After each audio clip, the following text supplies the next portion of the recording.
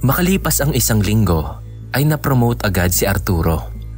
Namatay na kasi ang kanyang dating boss na pinaghihinalaan nila na kasama sa mga aswang na umatake sa kanila noong gabing yon.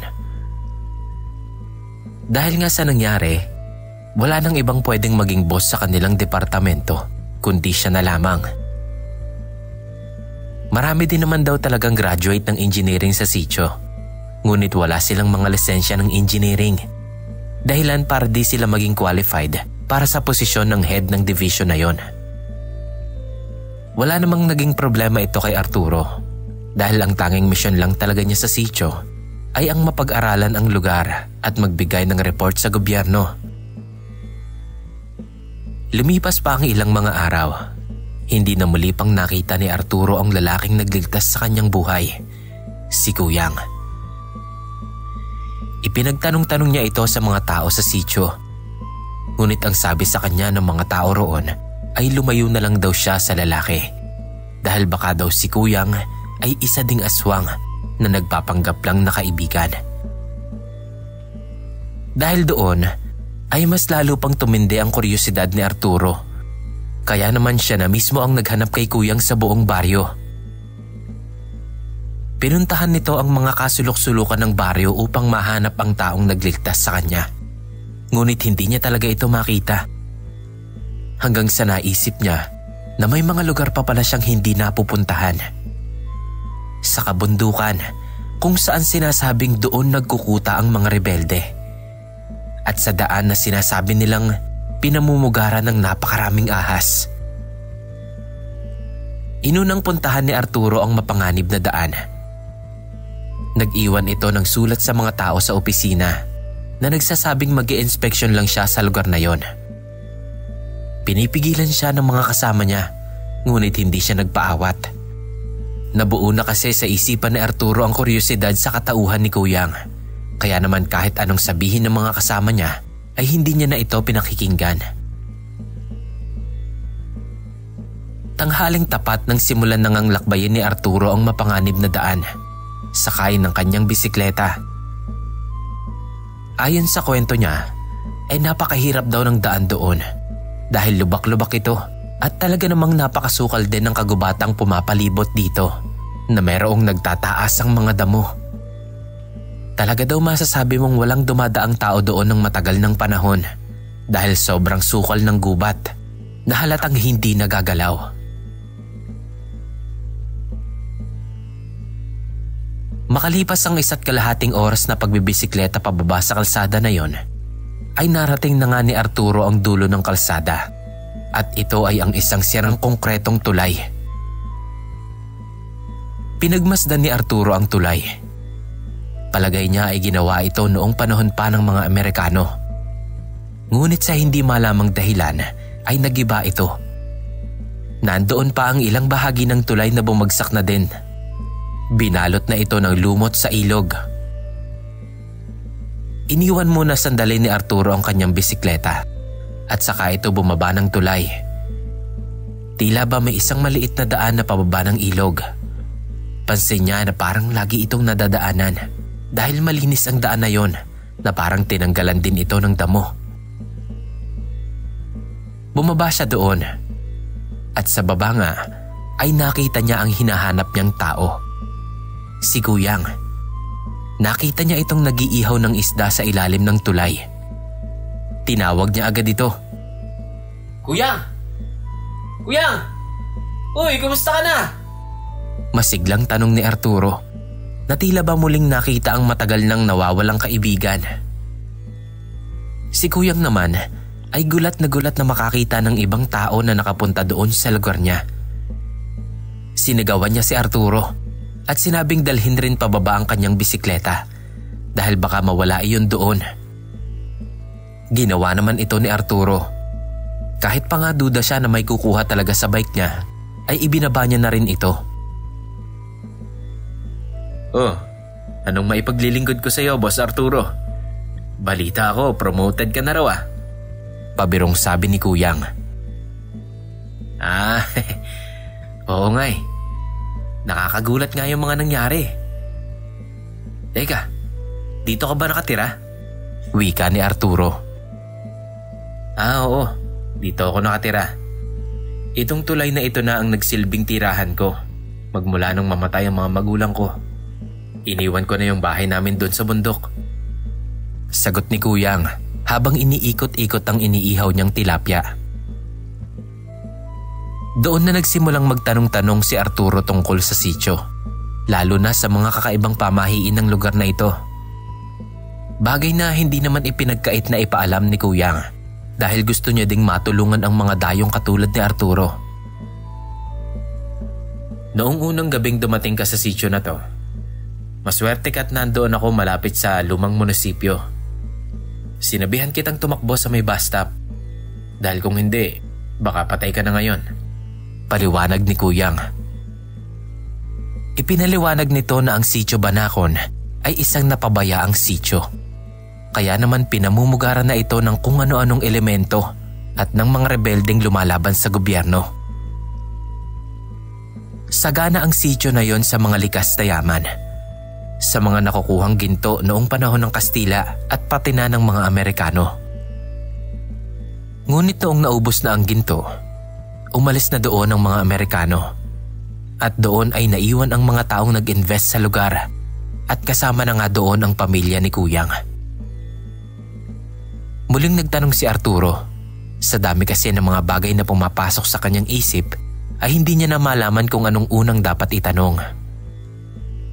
Naglakas loob siyang itanong ulit kay Kuyang kung aswang ba ang mga tao sa lugar nila. Ang sagot ni Kuyang ay halo-halo na raw. Magkakamag-anak daw ang mga tao sa sitio Banacon. Ang mga aswang doon ay nambibiktima lamang ng mga dayo o yung mga nabubuhay na lang ng solo doon. Yun daw kasi ang pinag-usapan ng mga angkan sa sitio na yon. Hindi sila gagalaw ng mga kapwa nila taga-sitio Banacon.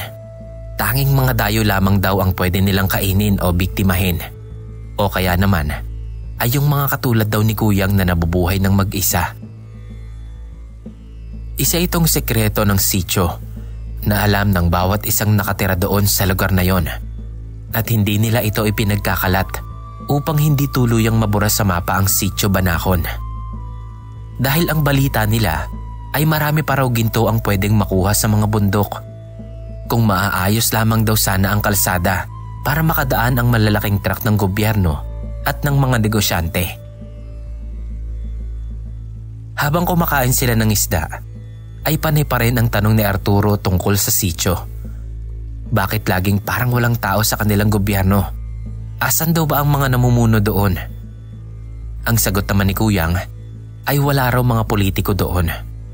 Ayaw nilang isugal ang mga buhay nila para sa sitio.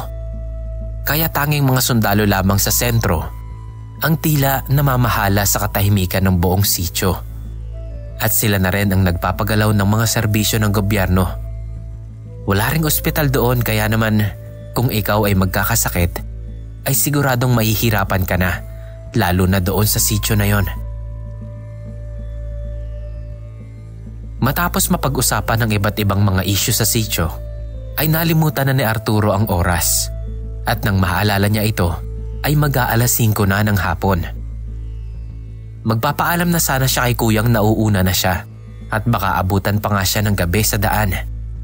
Pero imbis na hayaan siyang makaalis, ay pinigilan siya ni Kuyang. Huwag ka na munang umuwi. Siguradong maabutan ka na ng gabi sa daan. Palubog na ang araw at napakadilim dyan sa gubat na dadaanan mo. Hindi mo alam kung anong mga elemento ang makakasagupa mo dyan. Ang sabi ni Kuyang sa kanya. Bagay na sinang-ayunan din naman ni Arturo dahil kahit alas 5 pa lang ng hapon noon ay tila ba napakadilim na ng paligid. Maya-maya pa nga ay inaya na siya ni Kuyang na pumasok sa ilalim ng tulay. Wika nito na kapag ganitong maggagabi na ay naglalabasan na ang mga Banacon sa kanilang mga lungga. Baka raw matuklaw siya kung hindi pa siya papasok. Sa ilalim ng tulay na yon ay tila may maliit na lagusan na parang isang kuweba. Papasok doon ang isang maliit na kwarto kung saan naman natutulog si Kuyang.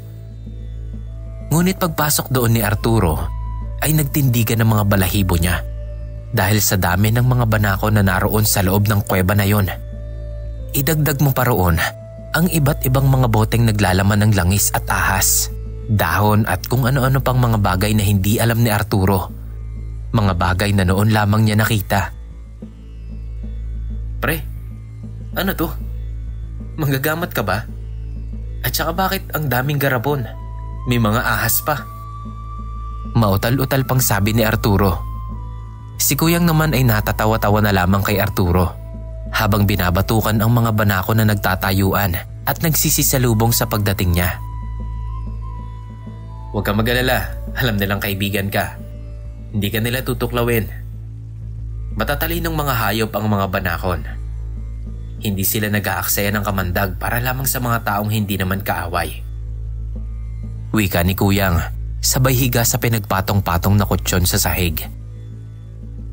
Magtatanong pa sana noon si Arturo kung papaanong nabuhay doon si Kuyang ng mag-isa ng mahabang panahon. Ngunit napansin niya na tila ba nagbago ang mukha ni Kuyang, na parang nakikiramdam ito sa paligid na hindi maintindihan kung anong nangyayari. Sinabihan nito si Arturo na wag munang magsalita dahil tila may mga bisita sila noong gabing yon. Arturo, alisto ka lang dahil parang hindi lang ikaw ang bisita ko ngayong gabing ito. Wika ni Kuyang habang pinapatay ang mga kandila sa loob ng maliit nilang kuweba. Maya-maya pa, umalingaw-ngaw ang tunog ng tila ba may umiiyak sa labas ng kuweba.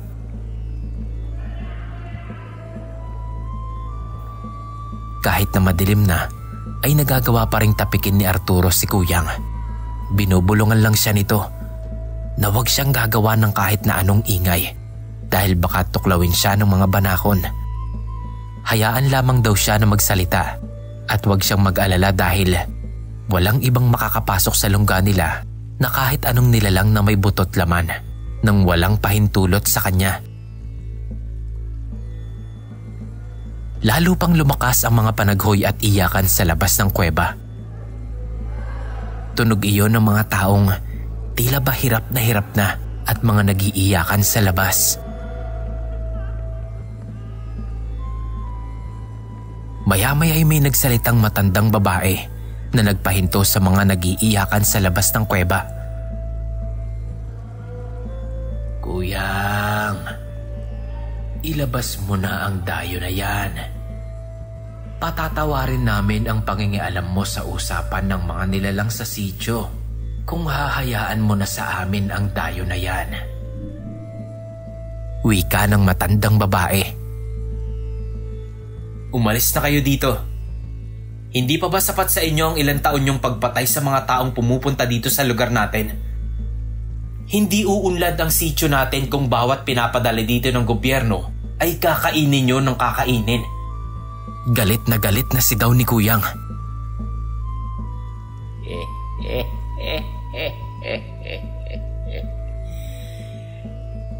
Bibigyan ka namin ng isang oras para makapag-isip, Kuyang. Bilang respeto ko, bilang kasama mo dito sa sityo. Pero kung hindi ka susunod sa amin, hihilahin ka namin palabas dyan sa lungga mo!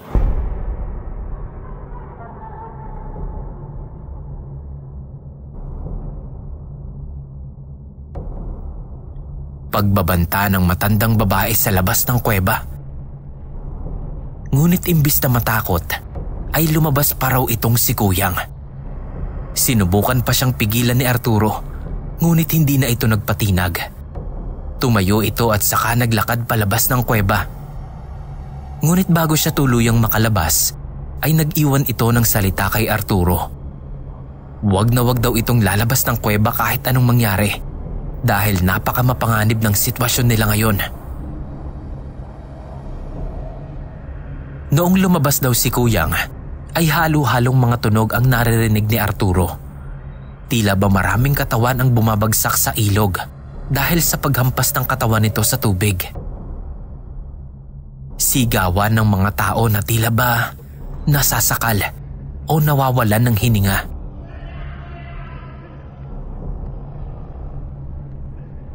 Dahil sa tindi ng kuryosidad, ay hindi na napigilan ni Arturo ang sarili.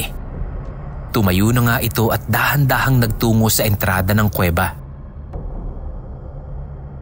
At sa tulong ng liwanag ng mga bituin ng gabi na yon, ay kitang-kita niya kung papaanong pagkakagatin ni Kuyang sa leeg ang mga bisita nila noong gabi na yon. Nakalaunan ay nalaman niyang mga aswang pala. Tila ba hindi nakikita ng mga ito si Kuyang? Takang-taka naman si Arturo noon na kahit harap-harapan na ng mga aswang si Kuyang ay hindi pa nila ito nakikita. Nagugulat na lamang ang mga aswang na bigla na lang sisirit ang mga leeg ng mga kasama nilang aswang pagkatapos ay babagsak na sa lupa. At pagkatapos ay magkukulay ube ang mga balat. Ngunit dahil sa katigasan ng ulo, ay hindi namalayan ni Arturo na isang aswang na pala ang nasa bandang itaas niya. Hinihintay lamang nito na makalabas siya ng tuluyan.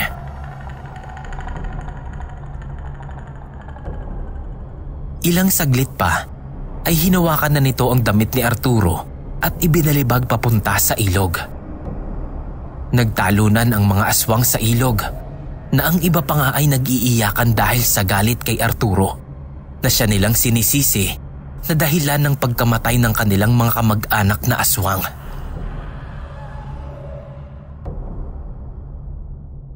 Napasigaw na lamang si Kuyang noon nang makita niyang pinagkakaguluhan na ng mga aswang sa tubig si Arturo, na siya namang naging dahilan upang mawala ang bisa ng kanyang sabulag at makita siya ng mga aswang na kalaban.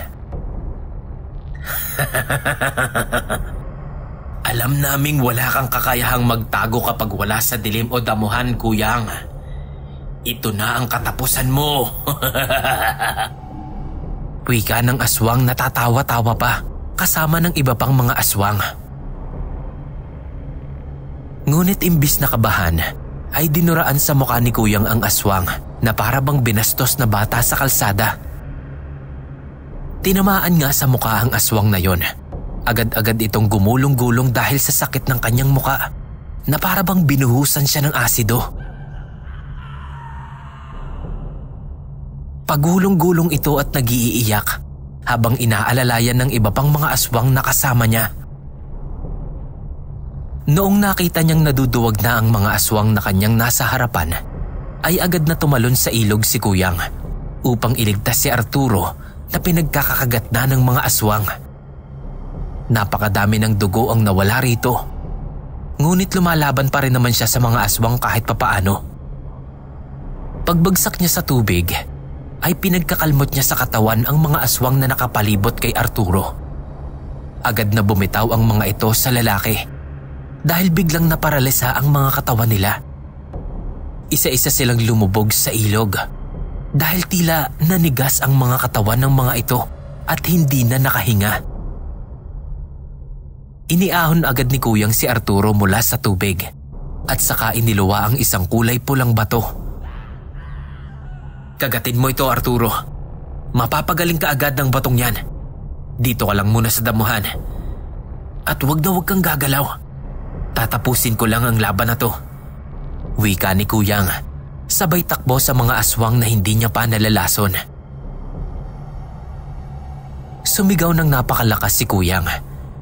Kasabay ng pagsigaw niya ay ang paglitaw sa mga batuhan ng mga naglalakihang banakon. Naaakalain mong mga sawa dahil sa haba at laki ng mga ito. Kahit anong tapang ng mga aswang sa paglaban, ay wala silang nagawa sa dami ng mga banakon na tinawag ni Kuyang. Isa-isang nagtumbahan sa lupa ang mga ito. Dahil sa bawat kagat ng mga banakon, ay siguradong tutumba ang biktima. Noong nakita ng mga aswang na tila ba wala na silang magagawa, dahil marami na rin sa kanila ang nalason at nangingisay sa lupa, ay isa-isa nang nagtakbuhan papalayo ang mga ito. Ang mga naiwan naman ay nakaranas ng pinakamahirap na parusa. At iyon ay ang makain ng buhay ng mga naglalakihang banakon habang nangingisay-ngisay pa sa lupa. Kahit si Arturo ay kinikilabutan sa nakikita niyang pagkain ng mga ahas sa mga nanghihinang aswang na nagsibalik na sa kanilang mga anyong tao. Ngunit kahit anong pagmamakaawa ng mga ito ay wala na silang nagawa pa dahil nag-umpisa ng lunukin ng ahas ang kanilang mga katawan. Silang mga biktima na nakikita kung papaanong unti-unting kainin ng ahas ang kanilang katawan habang bukas pa ang kanilang mga mata.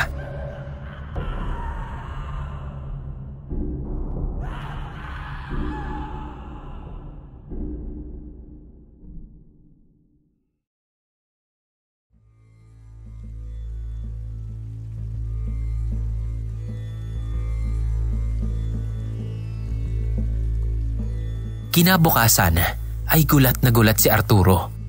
Parang walang nangyari at malakas na ulit ang kanyang katawan. Gumaling din agad ang mga sugat na gawa ng aswang. Noong tinanong niya si Kuyang kung anong ginawa nito sa mga sugat niya, ay ito na lamang ang sinagot ng lalaki. Isa raw ito sa mga kakayahan ng bato na nakuha niya. Kaya nitong pagalingin ang sakit o buhayan ang namatay na tao basta maaagapan lamang. Bibihira lamang daw ang makakuha ng ganitong bato o mutya dahil sa napakadelikadong hanapin ng lungga ng mga banakon. Ngunit sa hindi niya maintindihang pagkakataon ay nakakuha daw siya nito. Noong wala siyang matirhan at napilitan niyang tumira doon sa ilalim ng tulay. Tinanong ni Arturo kung ano nang mangyayari sa mga aswang na nakalaban nila kagabi dahil baka raw hanapin ang mga taong iyon sa sentro. Ang sagot naman ni Kuyang na doon daw sa Sitio Banakon o sa Sitio Maahas, kung ikaw man daw ay mawala at hindi na makita ulit, idedeklara ka lamang daw na nakuha na ng mga rebelde. Hindi na babanggitin doon kung ikaw man ay napatay ng aswang o nadukot ng mga manananggal. Basta ang ilalagay lamang ng mga sundalo sa report ay nawawala ka at kinuha na ng mga rebelde. Lalong nabuo noon sa isipan ni Arturo na napakamapanganib ng lugar kung saan siya nadestino. Dati ay hindi siya naniniwala sa mga aswang o sa kung ano-ano pa mang mga elemento. Ngayon ay saksing buhay siya sa mga bagay na hindi maipapaliwanag ng siyensya. Matapos nilang kumain ng almusal, ay nagpaalam na si Arturo na babalik na siya sa sentro ng sitio. Bago siya umalis, ay binigyan siya ni Kuyang ng langis na mayroong maliit na kobra sa loob. Ang sabi ni Kuyang, kung siya raw ay maglalakad ng mag-isa, lalo na kapag gabi, ay ipahid niya ang langis na yon sa kanyang palad. Magbibigay daw ito ng babala sa mga ahas sa paligid ni Arturo na siya ay kaibigan ni Kuyang. At magbibigay ito ng paalala sa mga aswang na nasa paligid niya na nasa paligid lamang si Kuyang, na siya namang magiging dahilan para hindi nila galawin si Arturo. Matapos nga noon, ay naging madalas na ang pagdalaw ni Arturo sa lungga ni Kuyang. Dahil nabuo na sa isipan ni Arturo na doon sa Sitio Maahas ay walang dapat ibang pagkatiwalaan kundi ang taong nagngangalang Kuyang.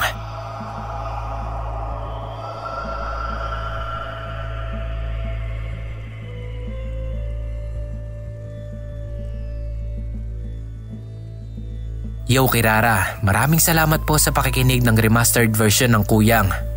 Part 3 na po ito at itutuloy-tuloy po natin ang upload nito hanggang sa makarating tayo sa mga bagong episodes. Pasensya na po at maraming salamat po.